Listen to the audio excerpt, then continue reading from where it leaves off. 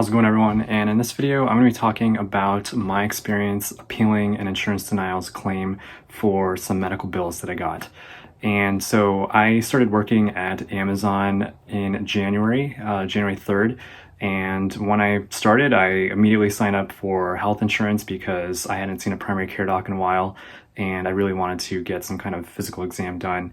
I didn't have any health concerns, but I just wanted to see a doctor finally to just, see if everything was okay. And so I went to the doctor's office, and she said, ordered a bunch of these lab tests. I, again, was not presenting any symptoms. I had no complaints. I had, nothing. It was not a problem-focused visit. It was purely a physical exam that you go in for your annual checkup with a doc.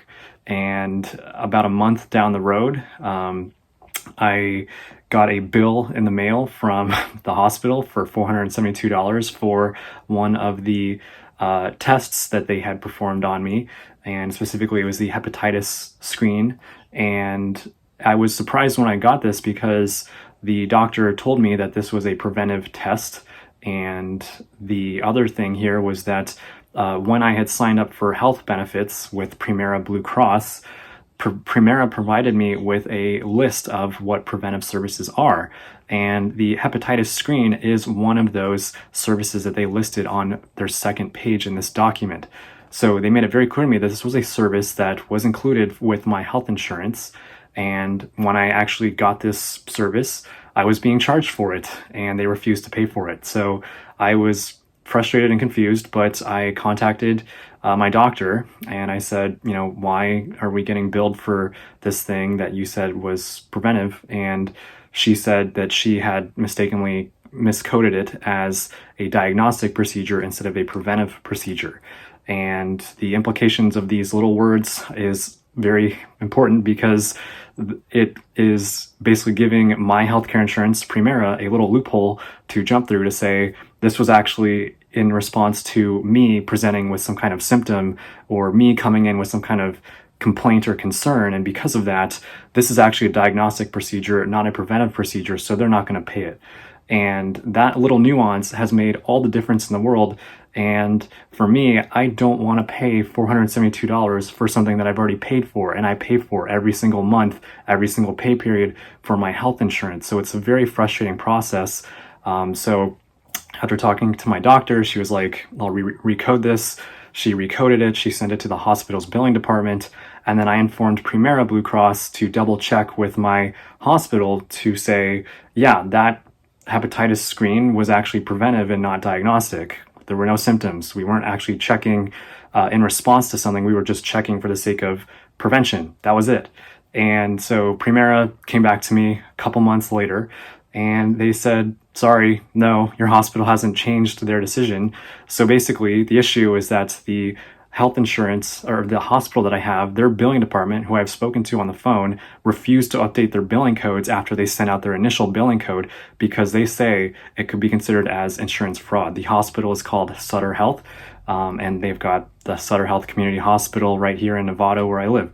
And so for me, I was like, your own doctor messed up, put in the wrong billing code. You guys refuse to update your own billing codes. So the hospital's very stubborn and they're not changing anything, and their billing department. And then my health insurance company is refusing to pay anything because they're saying, well, it looks to us like that was actually diagnostic and not preventive. So at the end of the day, what I'm left with is bearing the responsibility of paying for something that I've already paid my insurance to cover. And so for me, it's like, why do I even have health insurance if they won't even pay for these things?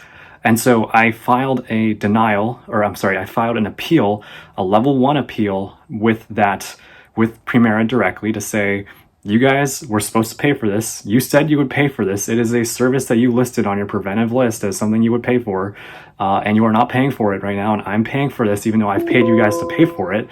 And so basically, as expected, a couple weeks down the road, I got a letter in the mail because they only do letters in the mail. They won't call you or email you. So it's as slow as they can possibly make it. And they put as many obstacles in the way as they can. But basically, at the end of the day, they just came back and they said, you know what? We reviewed this thing and we agreed with ourselves that this is actually diagnostic and not preventive. And so I am now citing what they put in their denial of my appeal, and their entire argument hinges on diagnostic versus preventive. Even though the service itself is something that they told me they would pay for, they are trying to get their way out of this by claiming it was a diagnostic procedure and not a preventive procedure. And the reason why I'm sharing this with you all is because I wholeheartedly believe that I am right and they are wrong in this situation, because I was not presenting any symptoms. I am happy to provide them with my medical record and the physical exam findings that show that I was not presenting any symptoms that would have led a primary care doctor to want to order those types of results. I'm sorry, those like a hepatitis screen. So there's absolutely no reason to, from the medical record, think that a hepatitis screen would be used as a diagnostic tool in this particular situation. So the part where I'm at right now is I literally had to type up my own letter here, and I am faxing it to them because they only accept fax or snail mail.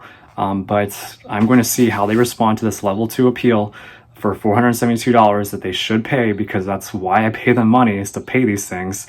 And we will see what happens. But yeah, just suffice it to say, I am very frustrated and disappointed in the experience that I've had with them and with my hospital.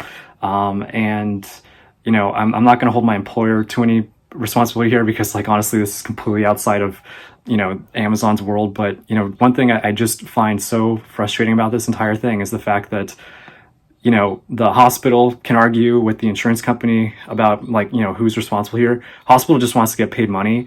My insurance company doesn't want to pay.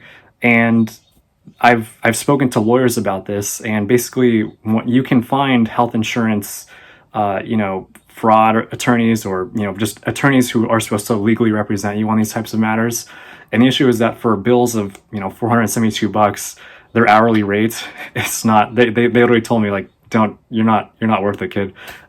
So basically, unless your case is for tens of thousands of dollars at least, and you're fighting over who's going to pay that, it's not worth their time. So you're kind of on your own here. You can go to small claims court if you want, but that's its whole thing.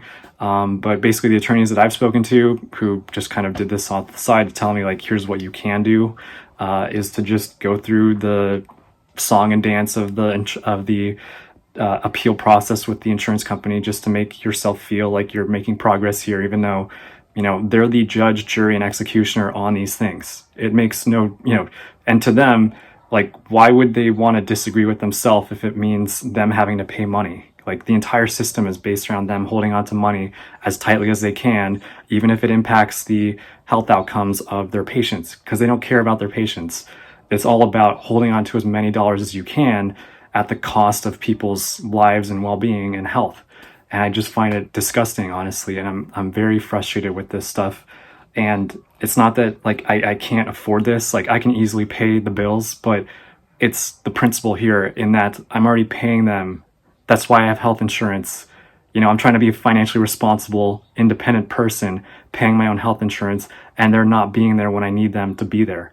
And if it's something as small as this, you know, it makes me worry about things that are even bigger than this. But this is just an example of why the American medical system and the healthcare system and the insurance companies, it's bloated, it's convoluted, and the incentives are just absolutely wrong. And you know, I hope that we can someday pass meaningful reform in our system to make this better. But I just think it's insane what we put up with. And I know it's messed up wherever you go, but, you know, I just, if you are in this process of fighting your insurance companies, your health insurance companies' denial for a service that they're supposed to be paying for, I wish you all the best, and thank you all for watching.